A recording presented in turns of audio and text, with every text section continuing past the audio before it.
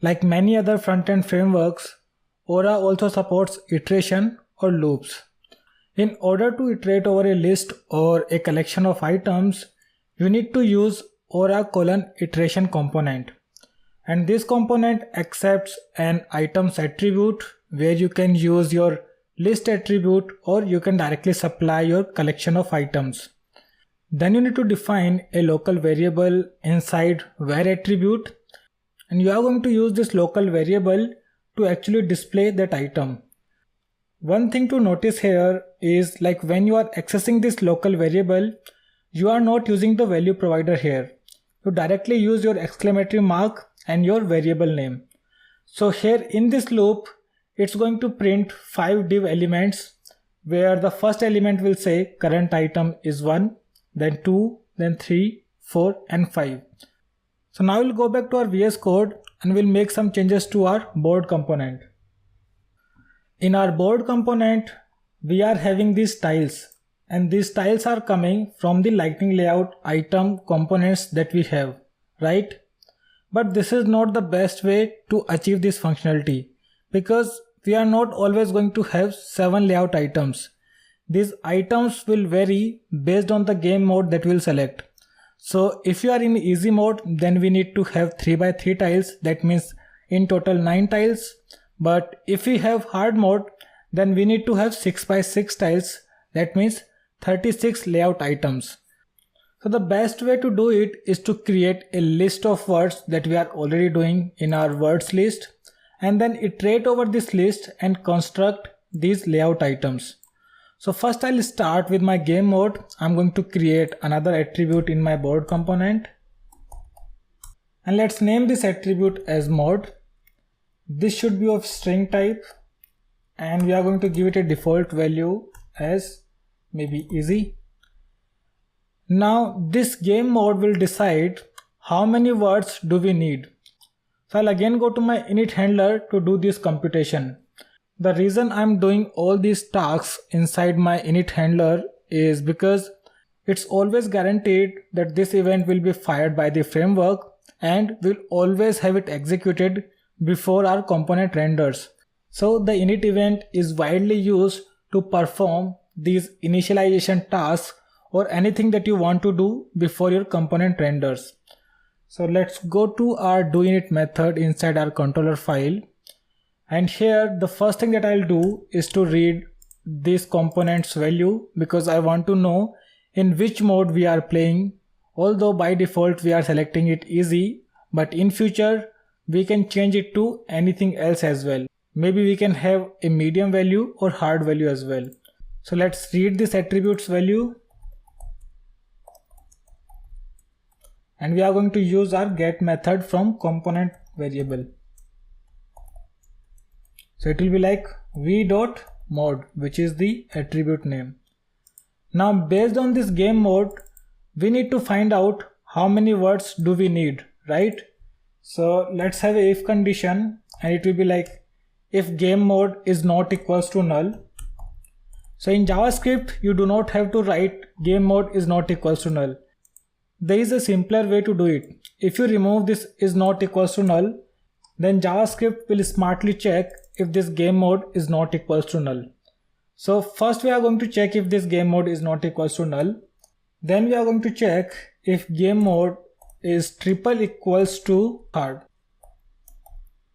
Now you must be wondering what is this triple equals to. So it's very equivalent to double equals to in Apex. Although in JavaScript as well you can have double equals to, but in that case it's going to match the value, not the data type. So if we use double equals to, let me just comment it here. So if you use double equals on this condition where 1 double equals 1, it's going to return true. But if you notice, the first one is a string, the second one is a number, but it will still return true. But if you use triple equals, then 1 will not be equals to 1 because the data type is changed here. It will only return true if both of these values are having the same data type. So it should be 1 triple equals to 1. So as I said, you need to practice more on your JavaScript skills to understand Aura framework better. Now for now let's use triple equals to here because I want to match the data type as well. And here if the game mode is hard, then let me have another variable here which I'll call column. By default I'll assign it a value as 0. And if game mode is hard, then I want to have 6 by 6 tiles, right? So my column value will be 6. But if this is not the case, then I'll have else if. So this is very similar to how Apex works. And here I'll simply check if it is medium. Then in that case, my column value will be 4. Else my column value will be 3. Now based on this column value, I need to get the words. So if column value is 6, then I need to get 36 words because we are going to print 36 tiles on our game board. If column value is 4, then we need to get 16 words. If it is 3, then we need to get 9 words. So here in our getWords method, instead of supplying 6, let's supply column star column. So we are going to multiply column twice and these many words we need to get.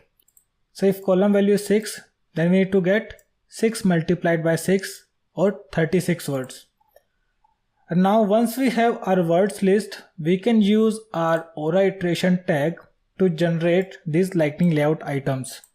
So I'm going to have an Aura iteration tag here.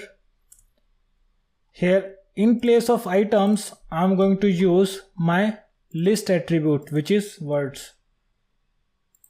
So again, we are going to follow similar syntax.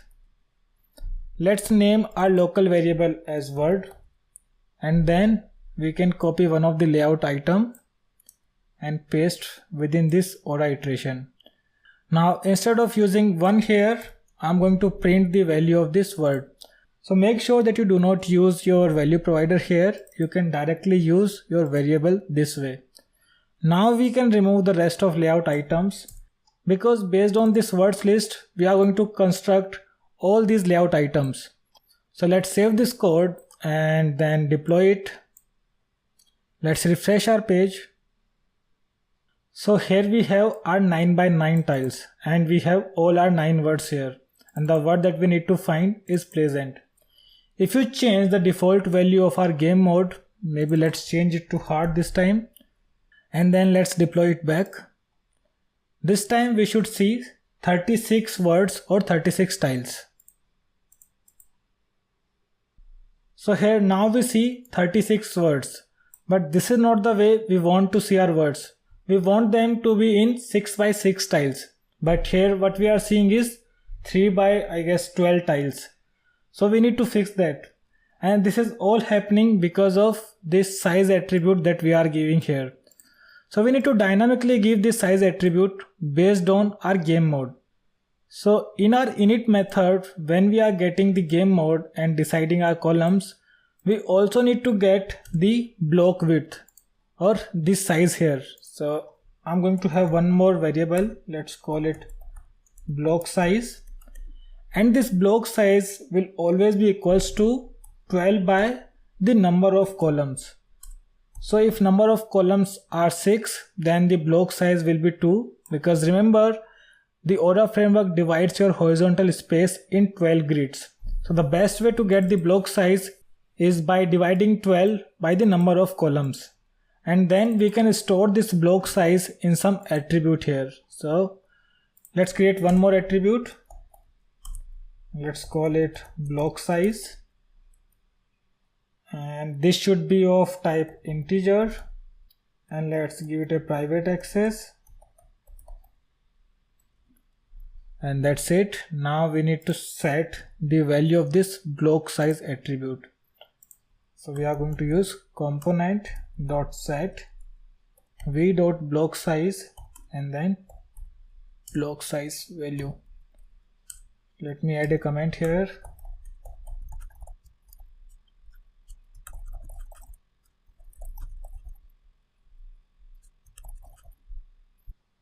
Let me cut these two lines and paste them here. Okay, so I think we are good. We can remove these console logs as we don't need them anymore. They were just here to help us see these words and WinWord. Now let's deploy our code one more time. Oh no, we need to use this block size attribute as well. So instead of 4, we need to use our block size attribute. So now we are setting this size dynamically. And let's deploy our code now. Let's reload our page. And hopefully now we should see 6x6 tiles. So that's all in this video. In the next video, we are going to talk about all the components involved in the word shuffle game.